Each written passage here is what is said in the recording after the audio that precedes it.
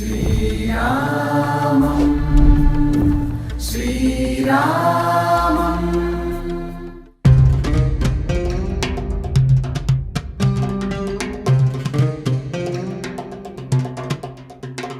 So చూసారు కదా, మన వెనకాల ఎక్కడికక్కడ ట్రాఫిక్ డైవర్షన్స్ కనిపిస్తున్నాయి కాబట్టి కొంచెం ఇక్కడ ట్రావెల్ ని అవాయిడ్ చేసుకుంటే బెటర్.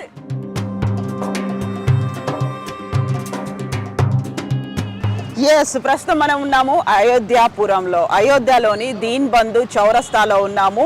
జనవరి 22 బాలరాముడి విగ్రహ ప్రాణ ప్రతిష్ఠ కోసం అయోధ్య నగరం అంతా రెడీ అయిపోయింది. ముస్తాబైపోయినటువంటి దృశ్యాలు మనకు కనిపిస్తున్నాయి. అయితే అయోధ్యలో ఉన్నటువంటి బాలరాముడిని దర్శించుకోవాలనుకునే భక్తుల కోసం కీలకమైనటువంటి విషయాల్ని ప్రస్తుతం మనం చూడబోతున్నాము. ఇక్కడ మోస్ట్ ఇంపార్టెంట్ థింగ్, జనవరి 22 అనేది అతి కీలకమైన రోజు, చారిత్రాత్మకమైన రోజు, వందల ఏళ్లుగా ఎదురు చూస్తున్నటువంటి రోజు, ఒక స్వప్నం ఫలించే వేళ ఆ రోజు. అయితే ఆ రోజుకు సంబంధించి కీలకమైనటువంటి ప్రకటన చేసింది రామతీర్థ క్షేత్రం. ప్రధానంగా 7,000 మంది అతిథులు రాబోతున్నారు. అందులో ప్రధానమంత్రి నరేంద్ర మోదీ, యూపీ సీఎం యోగి ఆదిత్యనాథ్, విహెచ్పికి సంబంధించినటువంటి ప్రవీణ్ భాయ్ తోగాడి, వీళ్ళందరూ కూడా రాబోతున్నారు. అట్ ద సేమ్ టైం 7,000 మంది అతిథులు ఉంటారు కాబట్టి అతి కీలకంగా కనిపించబోయేది ట్రాఫిక్ జామ్. ఎక్కడికక్కడ రెస్ట్రిక్షన్స్ ఉండబోతున్నాయి. ప్రత్యేక ఆహ్వానితులు, కేవలం ఇన్విటేషన్ పంపించిన తర్వాత ఒకరికి మాత్రమే అనుమతి ఉంటుంది. ఆ ఫ్యామిలీ మెంబర్స్ కానీ ఇంక్లూడింగ్ వైఫ్ కానీ రావడానికి ఉండదు. ఎవరి పేరు మీద అయితే ఆ ఇన్విటేషన్ వస్తుందో వారు మాత్రమే రావాలి. వారితో పాటుగా కార్ పాస్ ఉంటుంది. ఆ కార్ పాస్ ఉన్నటువంటి వాళ్ళు మాత్రమే అయోధ్యాపురంలో ఎంటర్ అవ్వడానికి అనుమతి ఉంటుంది. ఇక మిగతా వాళ్ళు ఎవరు, సాధారణ భక్తులు ఎవరు ఆ రోజు రావడానికి కుదరదు. ఒకవేళ పర్మిషన్స్ అవి లేకుండా ఎవరైనా వచ్చినా రూమ్లోనే ఉంచుతారు. ఎట్ ద సేమ్ టైం బయట కూడా తిరగడానికి వీలుండదు. అందువల్ల 22వ తారీఖు కాకుండా ఆ తర్వాత రాముడి దర్శనానికి వస్తే బెటర్ అనేది రామతీర్థ క్షేత్ర చెప్తోంది. రామ జన్మభూమి కోసం కరసేవకులు ఎంతమంది అయితే శ్రమించారో, ఎంతమంది అయితే పోరాటం చేశారో, ఉద్యమంలో పాల్గొన్నారో వాళ్ళందరినీ కూడా స్పెషల్ ఇన్వైటీస్గా 24వ తారీఖు నుంచి పిలుస్తోంది రామ జన్మభూమి తీర్థక్షేత్ర. అంటే ఒక్కొక్క జిల్లా నుంచి 2,000 మంది వస్తారు, మ్యాక్సిమం 5,000 ఉంటారు. సో ఓవరాల్గా చూసుకున్నట్టయితే ఉన్నటువంటి రాష్ట్రాలు ఎన్నున్నాయి, అందులో ఎంతమంది ఏ జిల్లా నుంచి కరసేవకులు ప్రత్యేక ఆహ్వానితులుగా రాబోతున్నారు. సో ఆ నెంబర్ కూడా విపరీతంగా ఉండబోతోంది. సో ఒక్కో జిల్లా నుంచి 2,000 మంది అంటే ఆ రోజు ఆ రాష్ట్రం నుంచి ఎంతమంది వస్తారు, ఇవన్నీ కౌంట్ చేసుకుంటే, క్యాలిక్యులేట్ చేసుకుంటే రద్దీ అనేది విపరీతంగా ఉండబోతోంది. సో దానివల్ల ప్రయాణం వాయిదా వేసుకోవాలి. వందల ఏళ్లుగా ఎదురు చూసినటువంటి బాలరాముడి దర్శనం కోసం మరికొద్ది రోజులు వేచి చూస్తే ప్రాబ్లం ఏముంది? ఇంతకాలం ఎదురు చూసాం, మరికొంతకాలం ఎదురు చూసి కొంచెం ఫ్రీ అయిన తర్వాత, అంతా సెటిల్ అయిన తర్వాత వస్తే బెటర్ కదా అనేది రామతీర్థ క్షేత్రం చేస్తున్నటువంటి విజ్ఞప్తి. ఇప్పుడు జనవరి 22 లోపే వచ్చి రాముడిని చూద్దాము అనుకుంటే అప్పటికి రామ్లల్లా ప్రాణ ప్రతిష్ఠ అయితే జరగదు. కాకుంటే ఇక్కడ కన్స్ట్రక్షన్ వర్క్ అవుతోంది. ఆ తర్వాత హడావుడి హెవీ వర్క్ లేకుండా ఉండాలి అనుకున్నప్పటికీ కూడా అది కొంచెం కష్టతరమైన పని. ఎందుకంటే ఇక్కడ every other day CM Adityanath వస్తున్నారు.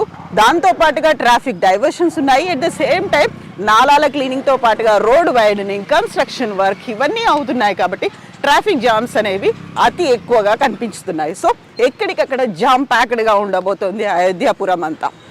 అండ్ ఇంకొక అంశం, ఒకవేళ మనం బయటికి ఎక్కడికైనా వెళ్ళాలి అనుకుంటే తిరగాల్సింది ఇక్కడ లోకల్గా అవైలబుల్గా ఉన్నటువంటి ట్యాక్సీల్లో కాదు. ఇంపార్టెంట్ థింగ్ ఇక్కడ కనిపిస్తోంది, అయోధ్యాపురం అంతా ఉండేది battery autos. Battery autos is the best thing అని చెప్పుకోవచ్చు. ఇప్పుడు మనం బ్యాటరీ ఆటోలోనే వెళ్తున్నాము. సో అయోధ్యాపురం అంతా తిరగడానికి అతి కీలకమైంది, ట్రాఫిక్ జామ్స్ని అవాయిడ్ చేసేది బ్యాటరీ ఆటో. ఇప్పుడు మనం బ్యాటరీ ఆటోలో వెళ్తున్నాం, అయోధ్యాపురాన్ని చూడబోతున్నాం. నాతో పాటుగా రండి.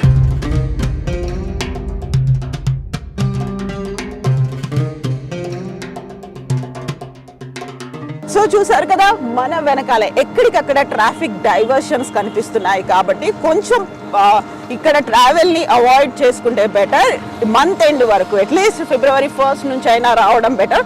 అండ్ మోర్ ఓవర్ ఇక్కడ ట్రాఫిక్ డైవర్షన్స్తో పాటుగా మనం మాట్లాడుకుంటున్నాము బ్యాటరీ ఆటో గురించి.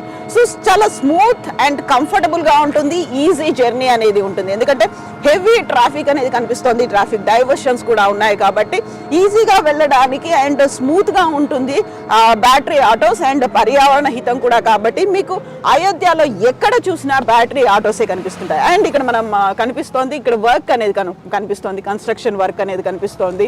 January 22కు సంబంధించినటువంటి ఏర్పాట్లు ఇక్కడ మనం చూస్తున్నాము. మొత్తం ఎంత అంగరంగ వైభవంగా ముస్తాబైనటువంటి అయోధ్యాపురానికి సంబంధించి చూస్తున్నాం. భయ్ ఆప్ కుచ్ బోల్ రహే थे इसके बारे में? తో ఈ అయోధ్యకి సంబంధించి ఎంట్రీ గేట్ ఇది ఎంత కలర్ఫుల్ గా కనిపిస్తుందో చూడండి. ఇక్కడ నుంచి మనం అయోధ్యలోకి ఎంటర్ అవుతూ ఉంటాము. మనకి అక్కడే కనిపిస్తున్నారు ప్రయాణికులు, ఎందుకంటే చాలా వరకు ఇక్కడ ప్రయాణికుల్ని రెస్ట్రిక్ట్ కూడా చేస్తున్నారు. ఇప్పటి నుంచే మనం చూస్తున్నాము ఎక్కడెక్కడి నుంచో నడిచి వస్తున్నటువంటి ప్రయాణికులు కనిపిస్తున్నారు. అందులో ఇంత చలిలో కిలోమీటర్ల మేర రాముణ్ణి చూడడానికి వస్తున్నటువంటి భక్తుల్ని చూస్తున్నాము, నడిచి వస్తున్నటువంటి భక్తులు. సో ఒకటి మనం చలికి తట్టుకునేలా ప్రిపేర్ అయి ఉండాలి. ఎట్ ద సేమ్ టైం ఇక్కడ ఉన్నటువంటి రద్దీ, ట్రాఫిక్ డైవర్షన్స్ ఇవన్నీ కాబట్టి నడిచి వెళ్ళాల్సినటువంటి పరిస్థితులు కూడా ఉంటాయి. కాబట్టి కొంచెం పోస్ట్పోన్ చేసుకుంటే బెటర్.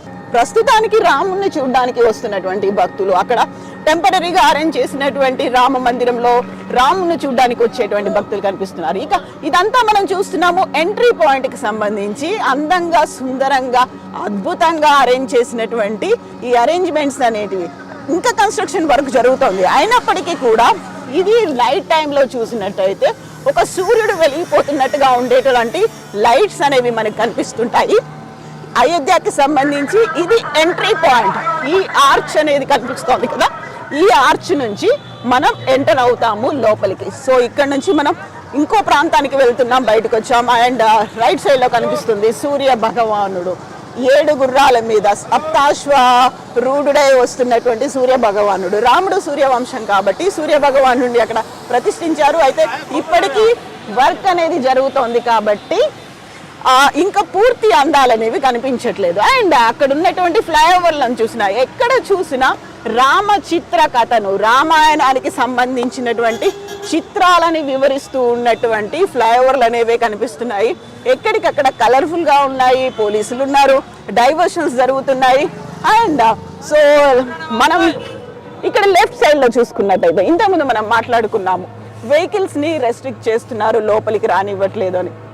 ఇక్కడ మనకి కనిపిస్తున్నాయి ఎక్కడికక్కడ టూరిస్ట్ వెహికల్స్ అనేవి ఇక్కడే పార్క్ చేసుకొని కిలోమీటర్ల దూరం లోపలికి వస్తున్నారు రామ్ దర్శనాని కోసం, భగవంతుడు శ్రీరాముడు దర్శనానికి వస్తున్నటువంటి. అండ్ మనకు మెజారిటీగా కనిపిస్తున్నాయి ఇక్కడన్నీ బ్యాటరీ ఆటోలే. సో ప్లాన్ అకార్డింగ్లీ మీరు ఈసారి రాముని దర్శనం చేసుకోవడానికి. అండ్ ఇక్కడ మనకి క్లియర్గా విజువల్స్ ఉన్నాయి. సో ఎక్కడెక్కడ నుంచి వచ్చినటువంటి భక్తులు బస్సుల్నే ఇక్కడ పార్క్ చేస్తున్నారు, ఇక్కడ నుంచి నడిచి వెళ్తారు. So be prepared. మీరు రావాలి అనుకున్నప్పుడు ఎలా రావాలి, ఎప్పుడు రావాలి, అండ్ జర్నీ కూడా ఎలా చేయాలనేది ఈ వీడియోని మిస్ అవ్వద్దు మీరు, ఎందుకంటే ఇందులో మీకు కావాల్సినటువంటి అన్నీ ఉండబోతున్నాయి కాబట్టి. అండ్ పాస్ కూడా చేయండి, ఈ ఇన్ఫర్మేషన్ ఈ వీడియోని పాస్ చేయండి, ఎందుకంటే ప్రస్తుతం మేము ఇక్కడ ఉన్నాము. అండ్ యూ కెన్ సీ నేను ఎంత పక్కాగా